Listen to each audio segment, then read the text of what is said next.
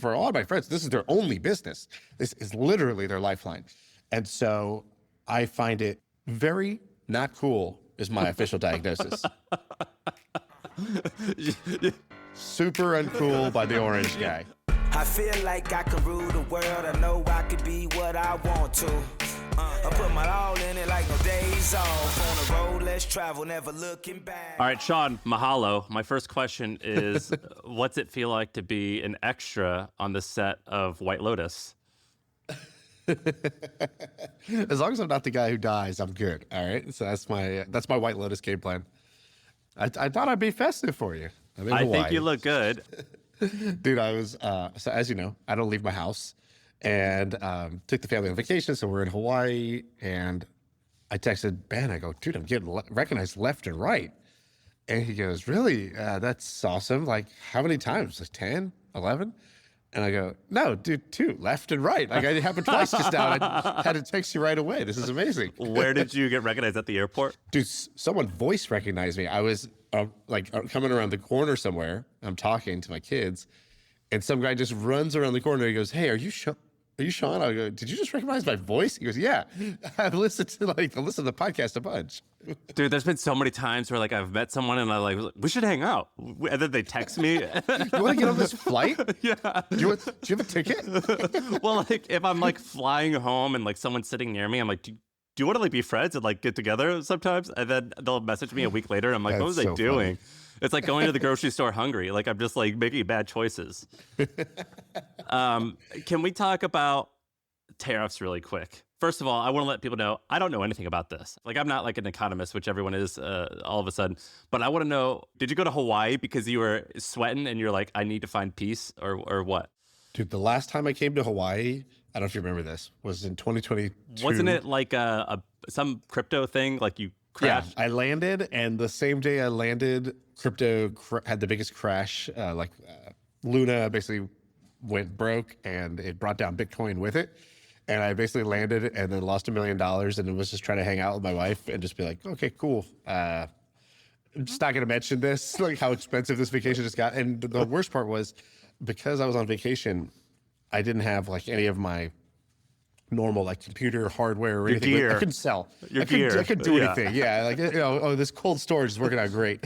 So I was basically stuck. And then to this time, same thing. Went on vacation. Oh, the S&P 500 has had the worst like 3-day losses since like the bubonic plague. And I was like, oh great, here we go again. I'm not coming to Hawaii anymore. When I've been going through this, as everyone knows, I'm heavy on index, and when I have been going through this, I just don't look. I just don't look. I don't look. I pretend it doesn't exist, and I don't look. Although I invested a little bit more than normally I do every month, and I went a little bit heavier, but I just didn't look. I can't log in. It makes me too anxious, and it really ruins my day. Yeah. I asked a simple question: am I going to do anything? Is my plan, do I have some trade I'm trying to make right now? Is there some genius move? Am I just trying to panic sell? No. Okay. If not, then there's really no point in even looking. It's just going to ruin my vacation. So I don't look. But when I landed, there was something I had to look at, which is these tariffs. So not only did the stock market crash, or maybe because of this, the stock market has been crashing, which is that Donald Trump has created a new holiday, Sam, Liberation Day. Yeah. Happy Libs. Happy Lib Day. Somebody was like, maybe he meant Liberation Day in the sense of liberation, like the Buddhists think, where we are being liberated of all of our possessions and we just aren't going to own anything anymore. I don't have any material goods anymore. Thank you. So he came out and he has this giant poster board, slam, to every country that's basically like his slam board where he's like, China, you're getting tariffed. Vietnam, you're getting tariffed. Everybody's getting tariffed. And then since then, he came out with like a 50% or whatever. It was like a 35% plus a 20% tariff on China. So it's like, wow, 54%. It's going to be crazy. And then since then, he added another 50% on top. So now we're at 104. And I suppose there's just no upper limit as to how high this could go, because as of this morning, China retaliated with its own escalating retaliation, 80-something% tariff. So we're in a trade war. And does that mean for you as an e-com owner, when you buy $10,000 worth of goods from China, or if you do buy them from China, that now you're going to pay $20,000? Yes, exactly. Okay, so it's as simple as that. Got it. It's as simple as that. So basically, and the reason to talk about this is not because I'm a tariff expert, which I'm not, but because I have an e-com store and I have a lot of friends in e-commerce as well. And for all of them, I mean, this is like D-Day basically. So most of us manufacture in China, not because we're like, oh, I really want to have the lowest cost goods from China. That wasn't really the impetus. In fact, when I started our company, we first looked at manufacturing in the US. We were like, oh, that'd be great. It'd be great to manufacture in the US. It'd be a great story to tell to customers. Also, maybe we'll be faster lead times because we're not having to put every item on a boat and sail it across the sea. So I called all the manufacturers I could find in the US and I was like, hey, like, do you think you could do this? And most of them were just like, no. And one guy in LA was like, oh yeah, we could do this. Do you want it for double the price, half the speed, and half as good? And I was like, is that your sales pitch? Yeah, you're like, that sounds and he's like, great. look, I'm just being honest with you. He's like, because if you're comparing factories, you're going to find this. He's like, I was like, how could it be half the speed? There's no boat. There's no sitting on a boat for a month. And what he explained was, he was like, number one, all of the inputs to anything you're going to make. So even if we make it, we're going to import all the parts. So we still have the parts on a boat for a long period of time. Secondly, we don't have the labor that's skilled at doing this. Third, we don't have the machines. He was like, actually, it's the machines, not the labor, that's the problem. He's like, basically, when we kind of de-industrialized, all of the best machinery to do this work went to China. There's only like so many machines that do this right now. To get a new machine takes like a year and blah, blah, blah. It costs a bunch of money. And so we don't even have the machines. And I was like, okay, so then. Dude, how does this guy answer the phone? Is he like, F you, this is Derek? You know what I mean? Like, I don't want your business. How are you? Is there anything I cannot get for you? Yeah, like, all right, have a good day. Bye-bye now. Go F yourself. Like, that's just how they answer the phones. Honestly, a great gig as far as I'm concerned. Like, maybe he's like a retired guy and he just wanted to keep that going. I feel like my dad would like to do that in retirement. Just turn people down all day. And so, what are your friends thinking in the industry? Because it seems... Dude, you guys just get beat up constantly. You know what I mean? You just get punched all the time. Yeah, it's like, okay, make America great again. Where's the great part? What's happening? All we're doing is putting like all these small businesses out of business and raising the price on consumers, right? So here's what's happening. So just to give you a scenario, I have a friend who is doing really well with this business, and the business has been growing. And so prior to Trump taking office, he was growing the business. Trump takes office. He says he's going to have a tariff. He says it's going to be a 20% tariff. So we're like, okay, mentally prepared for 20% tariff. So he places an order. Now, just to give you a sense, like orders have like forget about moving your manufacturing, which is a multi-year process that may not even work, by the way. Just like changing your like sourcing from one place to another is, 6 months to a year to get it up to scale. This guy, he's operating on a 4-month lead time, meaning from the day he knows he needs an order, he has to place it 4 months in advance. So he placed it 4 months ago. Now, 4 months ago is basically, before Trump even took office, right? So he placed that order. And now, as that order he's got 5 containers out at sea about to land. It's like on the ship, and they're like... Yeah, it's 100% tariff now. So he has to pay $1 million in tariff. He doesn't have $1 million. So he's like, dude, I literally don't know what I'm going to do. I don't have $1 million extra dollars lying around in my business that I could just pay this tariff. I also have 5 containers. I have thousands of units just sitting there. They can't be rerouted. I can't tell them to go back to China. I can't. He's like, what do I do? I shut down my business? Like, he's basically like totally screwed. And this is common. There's a lot of people are dealing with this. You and I have a mutual friend. He said the same thing. He was like, my container, the price per container got screwed during a bunch of stuff in the last 2 or 3 years. There were so many different things. There was the Panama Canal or Suez Canal. I forget, whatever. There was the ship got stuck. Yeah, a ship got stuck. Then there was this, and then there was that. And then now he's like, this thing. He's like, I don't have enough money to buy the goods that I have coming in because I placed the order like a month ago. It was like in transit, it changed the price. It's like when a parent's like, You say another word, 5 more minutes of timeout. There's 5. What did you? Yeah. 5 more. 5 more. You just got yourself 5 more. Totally. In fact, I'm going to start calling it tariffs with my kids. I'm just going to start using that lingo. Maybe it'll be fun to be on the other side of the tariff for once. Yeah. And there's a little bit of so now people are trying to find, whether it's workarounds or try to figure out, hey, does this apply? Because it's kind of unclear even how this applies. Does it matter if I got my goods on the boat beforehand? Either way, whether this shipment gets tariffed $1 million or not, point is, it's very hard to survive as a business when you operate let's say, an e-commerce business that has a 10 to 15% profit margin if you're doing things right. 20 if you're really kicking ass and you've been in business for a long time and you have economies of scale and you have a large returning customer base. But like 10 to 15% profit margins and then your COGS go up by 100%. Is not going to work. Like they're going to go broke. And so the only alternative is you have to pass that to the customer. So now you have to tell the customer, hey, what this means to the customer, the math is if a normal, let's say a unit of your thing cost $1 and now it's going to cost $2. Well, before you sold that $1 thing for, let's say, $3 or $4. Let's just say even $4, a 4x markup, right? So your COGS was 25% of your 4x revenue. is I would imagine is very normal. Yeah. A standard markup, let's say. And that sounds like greedy. Oh, you're already marking it up 4x. Well, no, because you have to pay for marketing and advertising and your staff and the fulfillment and all this other stuff. You end up with a 10%, 15% profit margin by the end of it, which is like restaurant territory. And so, it's we're not some fat cats over here in the e-com land. go look at e-com, you just see a bunch of tired, scraggly fools who are just playing the wrong game. And so you take that dollar item, now it's $2. Well, that means you have to raise the price instead of it being $4 originally. Now you got to raise it to $5 to make up for that, right? So all your goods are going to go up by 25 to 30%.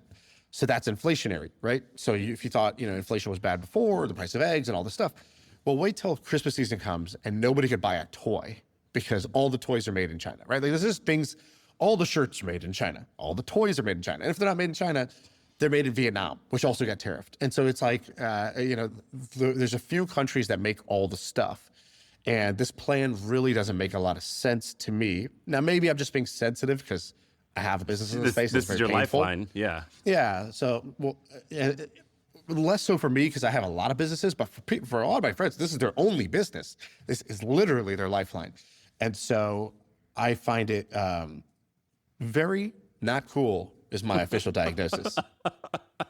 Super uncool by the orange guy. I think you need to create like a Shaan's homie private chat lobby.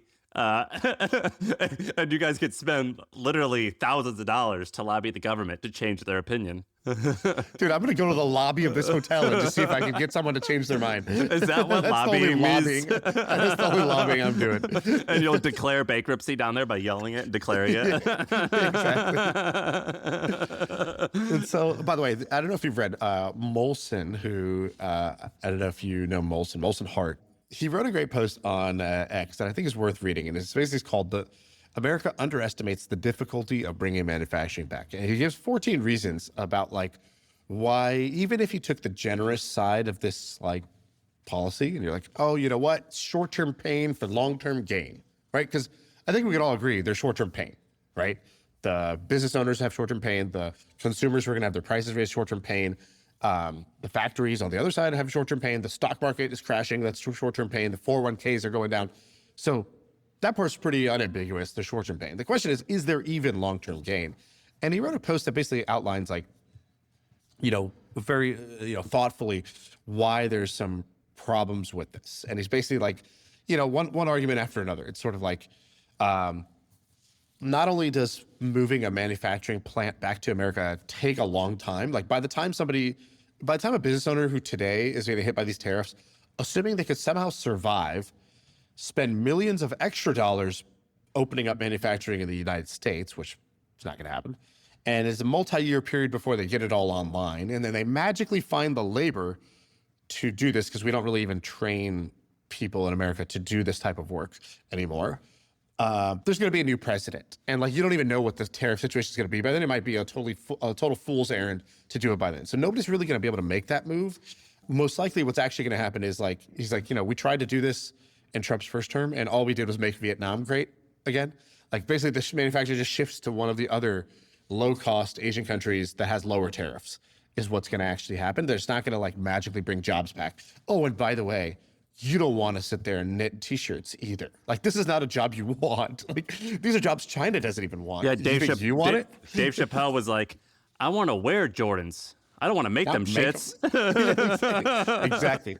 Perfectly said. Like there's these memes going around of like, you know, it'll be like Chamath, like at a sewing machine trying to make a shirt. And it's so true. It's like, is this what you think is going to happen? Is this America being great again? I'm not sure.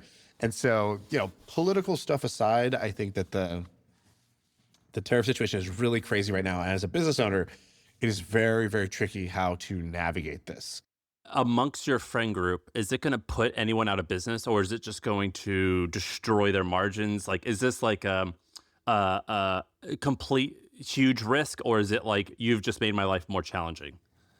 It's going to for sure put some people out of business because you had to, like I was telling my friend with the stuff already at sea, or who's trying to scale their business, they might not be able to sell their product for an extra, let's say they were a $100 product before, and now they're a $140 product in order to maintain, you know, still some profit.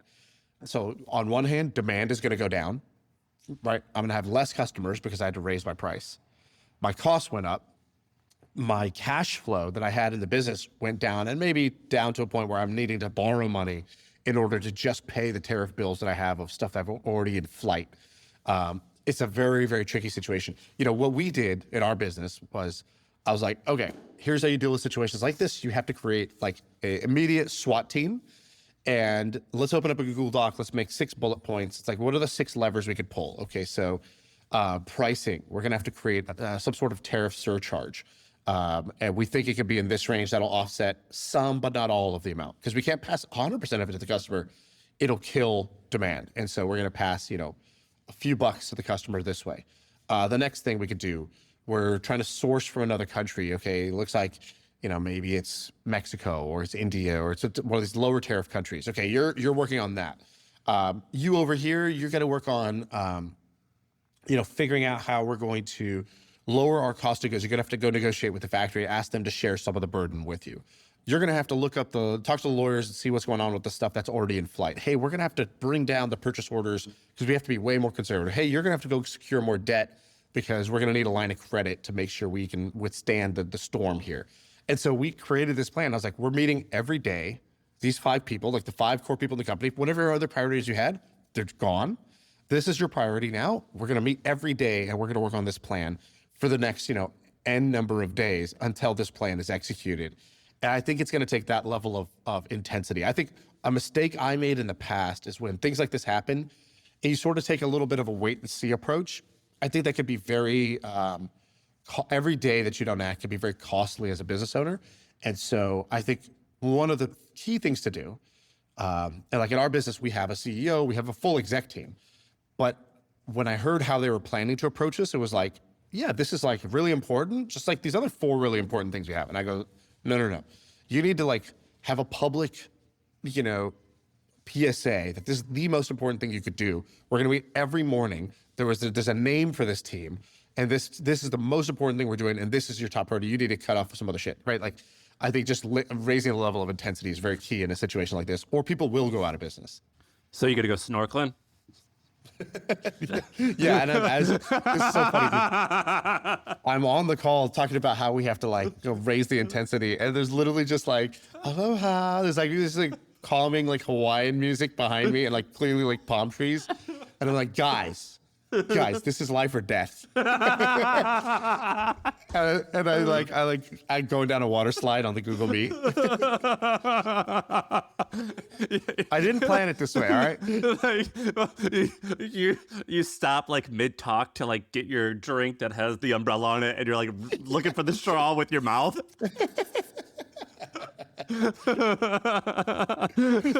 That's awesome. Well, that sucks. Is there a world where? Is there any type? You know how like, what did George? Is this like is there anything I could do? No, Sam, there's nothing you can do. Dude, I met with a guy the other day, and I was like, why do you want to? I never take phone calls with people, but he wanted to talk, and I thought he was going to end the conversation with like, look, like, I've loved watching you get big and be on the pod. And, is there anything I can do? And I thought he was just like, could do to help. And he said, is there anything I could do to be a guest on the podcast? And I was like, wait, what? I thought you were going to ask me how you could help me. And then he just ended it with, is there anything I could do to be on your podcast and to have you promote me? I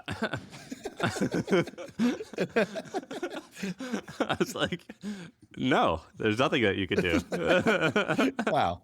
Hell of an ask, though. Yeah, it was a bold ask. Do you want to talk about something more fun? Please. All right, let's talk about something more fun. I think this is actually going to be really fun. I'm going to try and take your mind away from the fact that the company that you've spent decades trying to build, which are, I'm going to try and take your mind off of that. It just, 4 decades you spent building this company. Now it's going to vanish. Never send Sam to like the cancer ward. The bedside manner. We don't have time much. We don't have a lot of time left. So let's get to it. Sorry, I meant you don't have a lot of time left. So let's hurry up and get to it. All right, but I read something interesting that when I read it, I was shocked by it. And the reason I read this thing was because my company, Hampton, it's basically like an events company. We host hundreds of events a year. And so I'm trying to learn how other like event-based businesses operate. And I found one that I totally didn't realize how amazing it was. And I just forgot about it. Have you ever heard of the medieval times? Generally, yeah, sure. No, the restaurant series, like the restaurant franchise. No. You've never heard? No. Oh my God, you are going to love this. Okay, Google. Is it like Rainforest Cafe, but for like... More. Oh, there's like basically, it looks like a small castle, like the Excalibur Hotel in Vegas. And then inside there's like people on horses jousting. Dude, I always thought this was just like a joke. I thought this was a joke in like 90s movies, like for where people were going for dinner. I didn't realize it was a real thing. So let me tell you this story. So medieval times, it's basically dinner theater. And so they do a 2-hour show where you go with you, your wife, and your 2 kids, and you spend something like $80 a head. And you see people host a medieval show. There's like 200 actors, and they like do jousting. They do like some type of theater stuff. It's almost like Cirque du Soleil, but it's medieval stuff. And it's like WWF or something, like wrestling. Like it's all like acting. I did not realize how big this was. So let me tell you the story. So the guy who started it, his name was Jose. He was a Spanish guy. He had a small restaurant in Spain where he would like have like medieval like circus performers like doing juggling and just really small stuff inside of a barbecue joint in Spain. In the 80s, for some reason, he decides to move to America. And he's like, I want to create what I did in Spain, which was a really small thing. I'm going to do it in America. And he convinces a couple bankers to invest $8 million into his first restaurant. And that first restaurant was in Florida. And he creates what is now Medieval Times. And he creates this thing where the idea is we're going to host something like 20 to 40 shows per month. I'm going to hire 200 actors. He spent a year training these guys how to sword fight, how to joust, how to like be like legit actors. And he's like, we're going to serve you turkey legs and other medieval food, like whatever like the stereotypical medieval food is. And we're going to create this dinner experience. And that's what he launches in 1983. Well, fast forward almost 40 years now, or 40 plus years, his son has taken it over. And they were recently sued because a bunch of their performers tried to unionize, and apparently they were preventing them from unionizing. And so there was a ton of articles written about this company. And a lot of people were talking about their financials.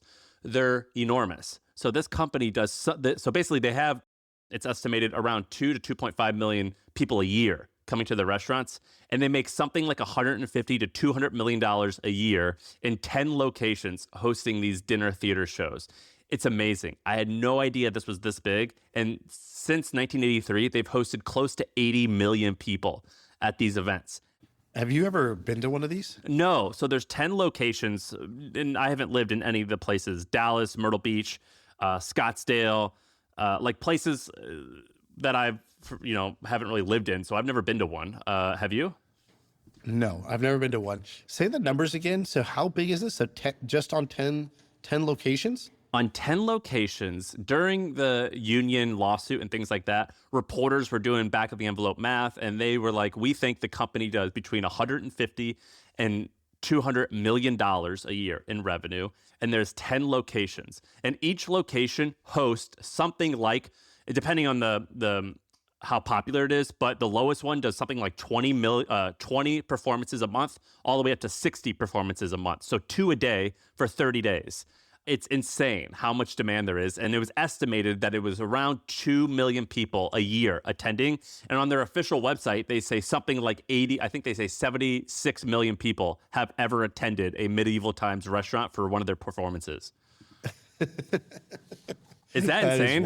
So it's, $10 to $20 million per location. And they might be making, $1 to $2 million of profit per location, something like that. So that's my guess.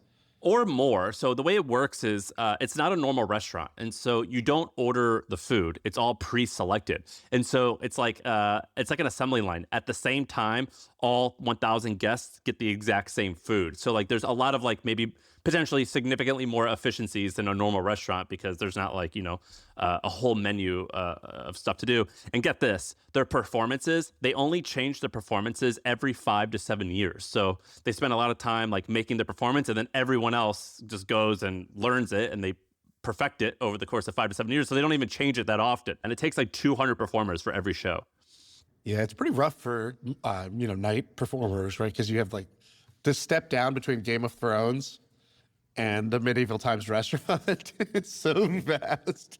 Like the second place is pretty rough out there. A night's got to do what a night's got to do.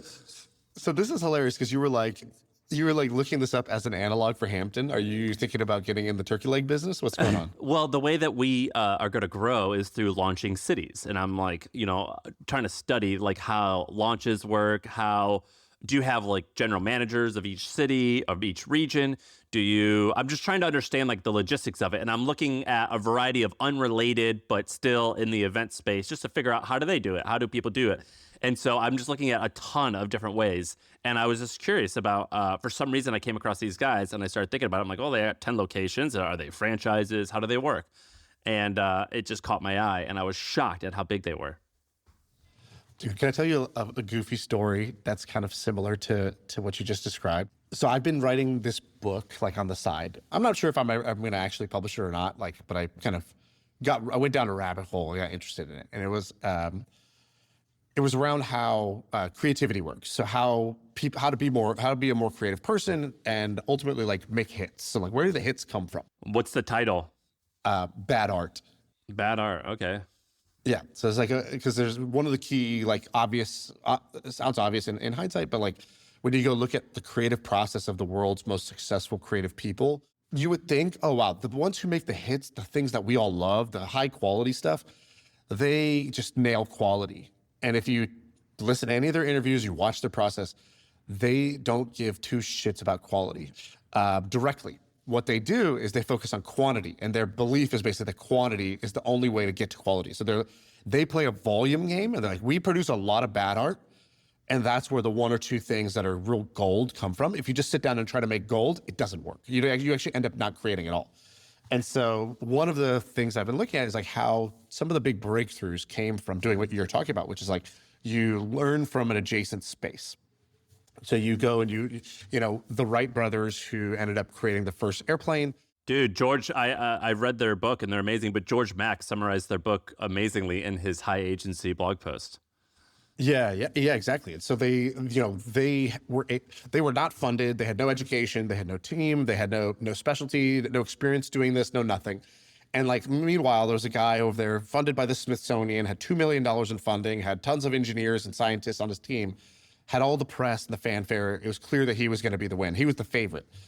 So how did the underdog win? Why did the underdog have the creative breakthrough? And like one of the reasons why is the two brothers, the Wright brothers, they owned a bike shop. And so they because they had no money, they did like 200 prototypes in the time that the other guy did 2. And their 200 prototypes were basically like, didn't even look like planes. They were just testing like individual parts of a plane. Like they'd make a glider or a wing, and then they would make the wheels, and they would try to find different ways to test these things out. And even Kitty Hawk, even the selection of where to go, they were like, thought from first principles, like, where should we launch this thing? Like, oh, maybe we should launch it from this spot where we're going to have the best wind, et cetera, right? So they weren't like tied to anything that was like, they were not tied to anything. Everything was first principles thinking. Similarly, I don't know if you've heard this story about the Yankees bats. Have you seen this? You'll have to enlighten me, but basically the bats are heavier in the area where the ball mostly hits. Is that right?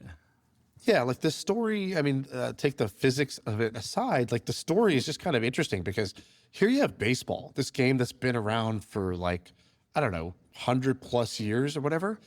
And then, just kind of in a bit of a high agency way, the Yankees were like, hey, can we just make a better bat? Like within the rules of the bat, like, we're not gonna make a heavier bat. We're not gonna cheat. And they hired this MIT guy to think about it. And he was like, oh yeah, you could just like move more of the barrel to this one sweet spot. And if you hit that, it's gonna go way further, way harder. And you'll have less misses, less near misses because you're gonna have the thicker part of the bat right there. And you'll have more barrels. And sure enough, the Yankees start the season off with like way more home runs than anybody else this year. I don't know anything about baseball, but is it statistically significant, or do they just have ballers on their team this year? Is it like it is the bat? I think it's the bat, but I don't know if it's statistically significant. I don't know if you could say that, right? Because it was like they started talking about this when they like jumped out to a big lead in home runs, like 14 home runs already, and it was like nobody else was even close. Like, so we'll see. We'll see if this lands. But the important part, because like who gives a shit about baseball? The important part was like, dude, if baseball, this like 100-year-old sport that like the teams spend hundreds of millions of dollars a year trying to like find any edge they can. If there's still like an edge like this to be found, it just proves how like so much of the world is like unoptimized and underthought about. And like if you actually just took a lot of focus and intensity to any one problem and you don't assume that people have already figured it out, that's one of the key things you need to have a breakthrough. And so like the way you're talking about studying these other models, I think it's so important to do that. I remember when we did our restaurant. This is my first startup, but we did pretty much everything wrong. Like now that I look back, I'm like, oh my God, so embarrassing. Like the way we did our business plan, we wrote a 300-page business plan. It's like, dude, nowadays I write one page, if that. We literally printed it out in a binder. We were so proud of it. And we thought that was like, a mark of our brilliance when actually it was just a mark of our stupidity. Our marketing, I used to just go door to door, knocking on doors, trying to sell sushi like an idiot. Like I didn't know anything about Facebook ads or Google ads. I didn't know anything about anything. But one smart thing we did was we were a delivery-only restaurant. So today they call that cloud kitchens. Back then that didn't exist. Door-to-door sushi, I think, is the worst idea I've ever heard. Right? But I was like, oh, let's try it. Actually, by the way, who doesn't want to eat this at 10:30 when it's 95 degrees in Dallas? No, what I did was I went door to door. I went floor to floor, really. I went into a skyscraper. I just went in the elevator, pushed a button, 1, 2, 3, 4. And I'd get out, and I would just talk to the office manager of each floor. And if I could get her to cater the lunch, it was like getting 50 orders. And it actually worked pretty well. So that was kind of like a bit of an example of this, of ignorance is bliss. So the other thing that we did was we looked at delivery. So traditional food delivery, like you were talking about city to city expansion, we looked at how all the big restaurant chains did the delivery. And what they did was they would basically have a delivery driver at the restaurant kind of waiting for a batch of orders. So you would order, but they wouldn't just take your one order. They wait till there's like 5 or 6 orders to go, right? Because if I leave, then with one order, that's inefficient. So they would first wait for 5 or 6 orders. Then they would drive out. They'd go one place at a time, trying to deliver these things. And then they would drive back. And what I was so confused about, I was like, how is this restaurant that's 1 mile away?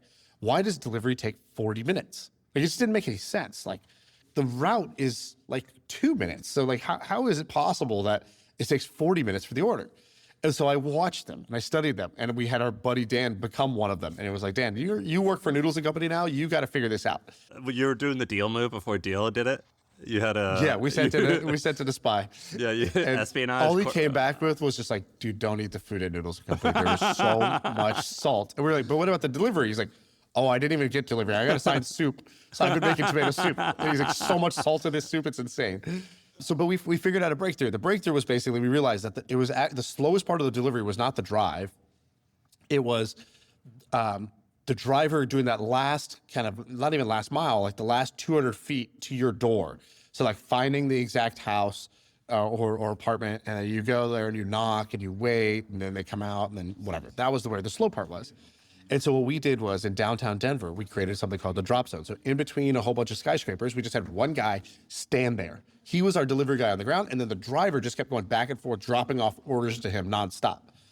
And this sped up delivery like crazy. And suddenly our delivery times were like 15 minutes, 16 minutes, 18 minutes. And we were just crushing everybody on delivery. And like the restaurant failed, but the learning of like, you can't really take for granted that like everything's just figured out. And if you just do the first principles thinking of like, you watch, you look for the slowest part, and then you think, okay, what can we do? Even if it sounds a little weird that we're just gonna put a dude there at the bottom and he's gonna stand there holding the orders. The delivery guy is just a stationary dude. But that would eliminate all of the lag of the driver having to wait for that last, to do all those last mile deliveries.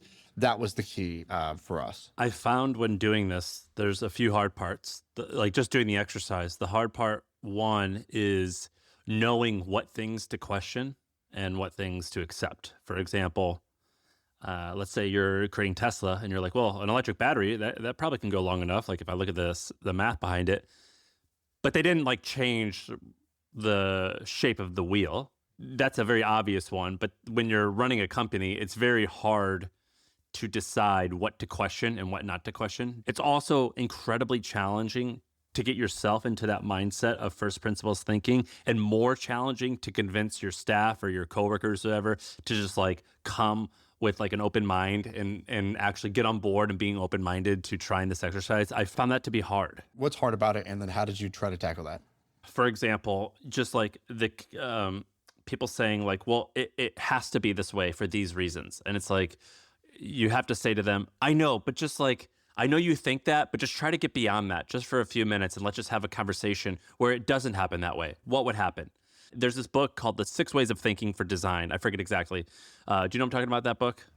No, I haven't read that. Basically, it's like an exercise where there's 6 different colored hats. And you're like, all right, your green hat, when you put your green hat on, that means you're just thinking of profit. When you put your red hat on, that means you're going to come and be very pessimistic and poke holes in everything. Your black hat means you're open-minded. And so it's this way of saying, right now, I'm going to put this hat on, which means I'm going to, by default, I'm not going to hate on anything because a lot of people default to, this is why you can't do it, to, I'm going to figure out all the reasons why this could work. Yes. Yeah. And so you did that? You tried that? Yeah, and it helps, but it's still, I guess what I'm saying is... No, I didn't have any hats. No, it helps, but there's still like, it's still a challenge to get into that mindset, at least for me, and also to like convey that to teammates. Having an open mind and questioning everything is actually way harder to do than it sounds. You know what I mean? Yeah. I found that people like it. Like, so once you give people permission to do it, they actually get excited about it. You're right that you have to sort of like frame it the right way. If you just go into a meeting and your hope and expectation is that people are going to be like open-minded and creative and come up with a novel solution, it's like not going to happen at all. Like you have to either tell a story at the beginning that gets them in the mindset. So I've done that before. Which is basically the Yankee bat thing. I mean, that was pretty good. Yeah, like it'll be one like that, or it'll be like, I remember back in the day, I watched this thing on YouTube that was like really inspiring to me. I don't know if you've ever seen it. It's the IDEO grocery cart challenge. So IDEO, which is this design thinking lab, there's this group. So companies go and pay them lots of money to come up with like novel, innovative solutions and designs. So I think 60 Minutes or somebody went to them, some TV show, and they were like, hey, we want to understand how you guys think. And so we have a challenge for you guys as part of the show. And they were like, we want you to reimagine the grocery cart in a day. You have 24 hours, 48 hours to do this. And so they break up into 2 teams and they show their process of how they do it, right? So like, there's like a process of like fact gathering. So they go get a grocery cart, right? Or they go watch it in a grocery store. They want to see how the customer uses it. They don't want to take anything for granted. So they're like, oh, like certain set of customers actually use this as like a kid babysitter. It's like your kid sits inside it. They need a thing to play. And that's like a key part of this. Like if you lost the kid seat, you would lose that mom as a customer. Other people are loading up and they need the 2 racks. And then, so you're seeing how people use it. Then they were like, cool, you state those observations. They put them on index cards. You start throwing them on the wall. And the guy sets the tone. He's like, we're in the diverge phase. And basically he draws this little cone. I don't know if you've ever seen it. It's like a cone going out. And he's basically like, during the diverge phase, it's like whatever, a predetermined set of time. Our team knows how to do this, which is when you're super crazy, wacky ideas, free play, what if mode. And you don't judge the ideas during this phase. You're just trying to riff as many ideas as you can. And then we're going to switch modes, switch hats. I'm going to go to converge, where we basically ruthlessly narrowing down the set of possibilities of where we might go with this. But we distinctly have two phases, because you don't want, in the one phase, the one brave person to be courageous and to throw out a half-baked idea, and then somebody immediately, smart guy, slam them and be like, why that wouldn't work. And now nobody wants to suggest ideas and again for the rest of that hour. So you have to like really explicitly be like, what you're allowed to say during this hour is only, yes ands, and then during this one it's a no but. And then they end up with this redesigned grocery cart where it's like, it was basically like, I don't know, you could look up the image of it online, but it was like a thing that was designed for a new type of grocery cart. And I thought about that. I was kind of inspired by that because I just thought, wow, what a cool job. These guys get to be creative for a living. The top, this video is 15 years old, and it says the top comment is, they're still making us watch this for school, by the way, in 2024. Yeah, I actually think there should be a Netflix show of this. Like, that you have Chopped where they give them a random basket of ingredients. You got to make a meal out of it. I would love to see like two teams that are like, engineer, designer types.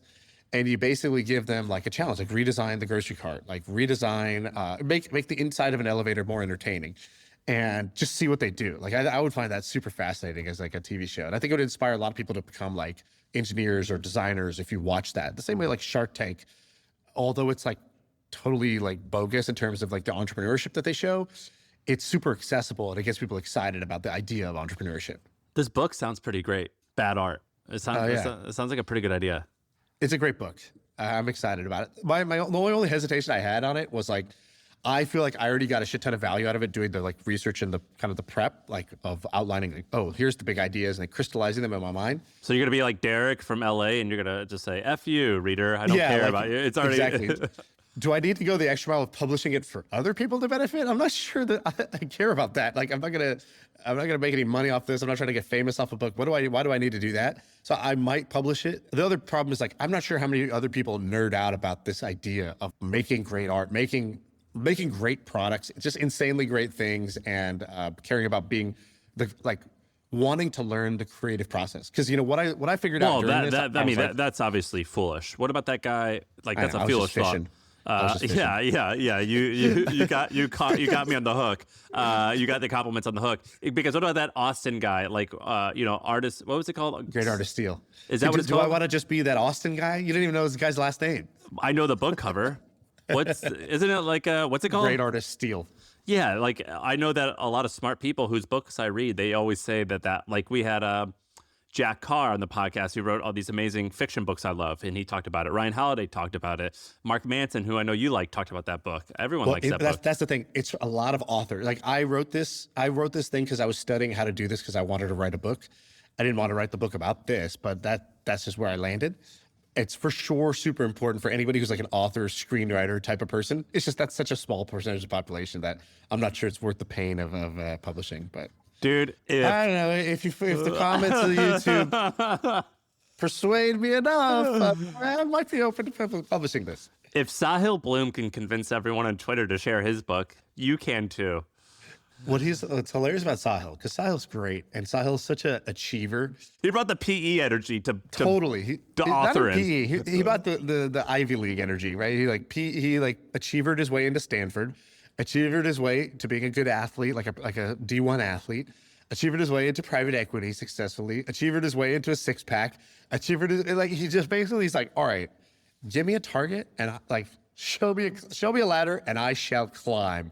And it was like, when we were like, yo, you should do Twitter, dude. Like your posts are kind of interesting. I think you could do this. He's like, cool. Monday through Friday, 6 a.m. I'll get up, cold plunge, write thread, publish thread every day for the next 900 days straight. And he did. He got like 1 million followers. He achieved the shit out of Twitter too. It's amazing. Yeah. Now you're going to have to do the same with Bad Art. As Elon once said when they asked him, are you afraid of failure? He said, it is not in my nature. That's how I feel about achieving. It is not in my nature to do this. Is that going to be, that should be the reply to everything now. As the great Elon Musk has once said, this is not in my nature. Dude, how sick is that phrase? How like timeless and alpha is that phrase? All right, is that it? Are you going to go and enjoy the sand or doing whatever you do? Do you even leave your apartment when you're in Hawaii? Yeah, dude. I'm in the ocean. I'm at the beach. I got kids, dude. They want to do everything. Are you gonna wear a Tweety We're Bird just doing the shirt at the same pool? day every day for 6 days straight. Like it's the same day, but they love it so much that I can't help but love it too. All right, that's it. That's the pod. I feel like I can rule the world. I know I could be what I want to. I put my all in it like no days off. On the road, let's travel, never looking back.